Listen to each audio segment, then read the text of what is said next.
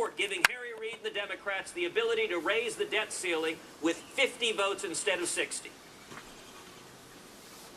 I believe he will find that his representation to this body, that it is only a minority of Republicans that oppose that, is not accurate. This issue gets obscured by the procedural complexities, and that's not by accident. Washington is very good at speaking doublespeak that make the citizens' eyes glaze over. But at its heart, it's very, very simple. Majority Leader Reid and the Democrats want to raise the debt ceiling.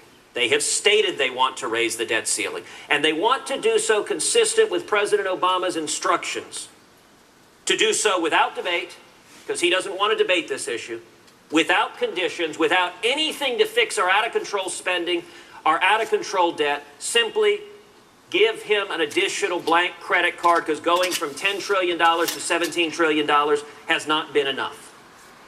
That is the desire of the Democrats, and it is handed.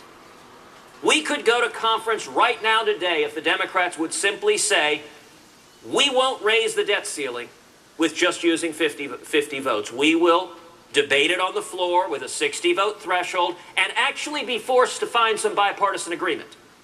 But that's not what the majority wants to do. And those who are arguing that Republicans should accede to that demand are arguing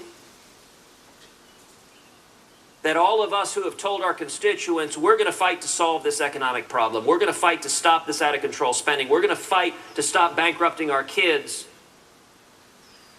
that those promises are hollow. Those are just what we tell constituents at home. That's not actually what we do when we're on the floor of the Senate.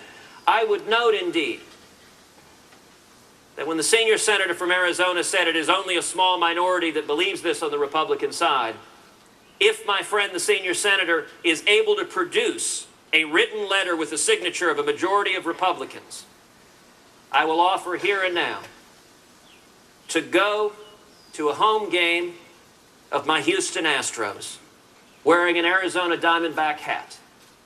And I can guarantee you in Houston that will not be well received, but yet I stand in complete comfort that I will not find myself in that situation, because I don't believe it's right that a majority of the Republicans in this body have given up the fight on spending, have given up the fight on reining in out-of-control, Washington, bipartisan spending, deficits, and debt. I believe we are seeing leadership in this body stand together to fix the problem. That is what the American people want.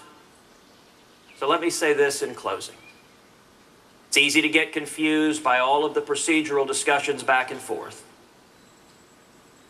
This issue is about one issue alone. Should Majority Leader Harry Reid be able to raise the debt limit, an unlimited amount, with just 50 votes? Or should it require 60? If it requires 60, there will have to be some positive steps made to fix the problem. If it's just 50, the Majority Leader has the votes right now today to write a blank check for the federal debt. That's the issue, and I think the American people are not conflicted in the answer to that issue. The American people want us to fix the problem and stop digging the debt hole deeper and deeper, stop putting our kids and grandkids on the path to Greece. And I am proud that so many senators are standing here working very hard to honor our commitments to our constituents, because that's exactly what our job is. I yield the floor. Senator from Utah.